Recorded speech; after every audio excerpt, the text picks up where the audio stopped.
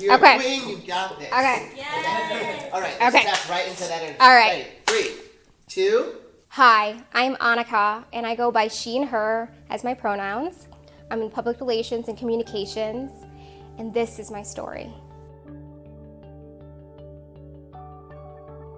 So for me, mental health is checking on my well-being. That's emotional, cognitive, and then my behavior. You know, this is something that I think is so important, and a lot of people don't have the concept of, hey, physically we can be checked, but mentally and how we feel and how we behave towards others is something that hasn't been discussed. And I feel like it's so important, it's so relevant, and it's like now we need to talk about mental health. What do you do to better yourself, to take care of yourself, to better that well-being that you were talking about? So I've taken a more of a holistic approach, right? It's basically, I have a routine every morning, and that has to do with me getting up at a certain time, having my coffee, doing yoga, taking the time to do some yoga, taking the time to meditate as well, like before I go into my work routine. Every morning is time for myself. And I put it as like self-care, right? I want to take care of me for this amount of time.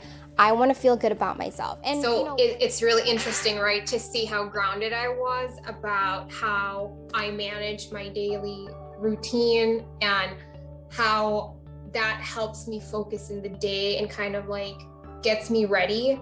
I'm a very balanced person, and let me just say, during the pandemic, there was a lot of imbalance in my life, and that was really, really difficult because you're reshifting your focus, you're reshifting your daily routines in your life in a sense to make it work for this new world in order for us to move during a pandemic where we didn't at the time in the beginning know what was going to happen next. That was something I worked on for months because it was really hard to juggle. Do I put myself first, or do I deal with everything that's coming at me in the world, at work, everything else at the same time? When's a time where you felt most isolated?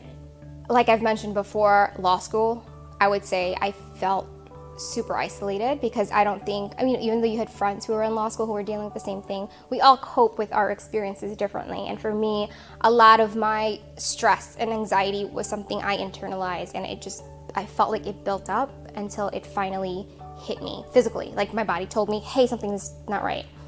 Another time was probably doing the bar exam where I was in a different state and I had just gone through a breakup on top of that, and like having the mindset of one relationship over, grieving through that, to taking my career to the next step, taking that next approach of having, to be a licensed attorney. It just all came crashing down. And I was in a different state, being so isolated from my family, being so isolated from my friends. And it's by myself on this journey to do something more for myself. But at the same time, it was a struggle. And I never thought it would be until I experienced it.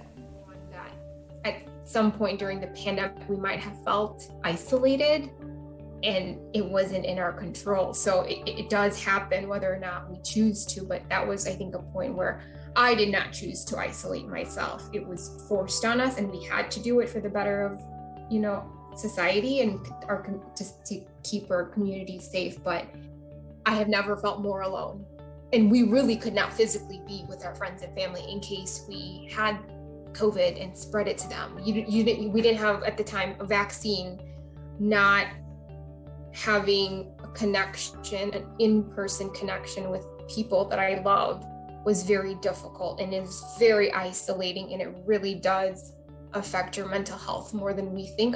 Isolation can put you through so much confusion because you do not know how you will always feel and react to things. And I think during isolation, I was in my head. I just didn't know what to do. And I think that's why, because I didn't know what to do and because I couldn't fix it, it really overwhelmed me, even though there was really nothing I could do personally. It just I felt helpless in that sense. When's the time where you felt most uplifted and supported? Support for me, in a therapy session, you're supposed to come out of it just feeling like a heavy weight lifted off of you, right? You self-reflect, you discuss, mistakes or decisions that you've made, but it's how do I move forward from this? How do I better myself? And I think that self-reflection and having a professional there to give you guidance and advice on like how to move forward. I see them more as a life coach more than anything, because they're helping you be better, right? It's not to say I'm going to be cured today. One session is it's not. It's an ongoing process. If you're willing to take that next step, like I'm going to keep going. This is my journey to get better, to get help, to be supported. And I thought to myself, this is the first step of my healing process. I'm seeing a professional. So for me to say this out loud and to tell my story about I'm, Filipina, I've gone to see a therapist, it's really important because a lot of people probably don't see someone who looks like me to say she's gone out and gotten help. I think what was really important after this moment, because this was like an empowering moment for me to tell a lot of people that I sought therapy, that I was seeing a therapist and going through, the steps, the healing process, to start my healing process and continue to go through the journey. I started opening up to a lot more people about that, even at work. And I think it was encouraging in a sense that other people can see how much I've normalized that and that there's nothing to be ashamed of.